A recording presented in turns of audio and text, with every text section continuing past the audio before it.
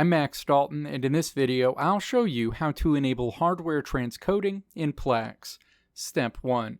Open a web browser, navigate to plex.tv, and then sign in to your Plex account if you're not signed in already. Step 2. Click the settings icon at the top of your screen. The settings icon looks like a wrench. Step 3.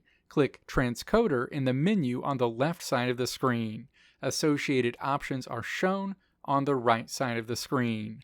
Step 4. Scroll down this menu and then click to place a checkmark next to Use Hardware Acceleration when available, and then click Save Changes. Hardware transcoding will be enabled in Plex going forward.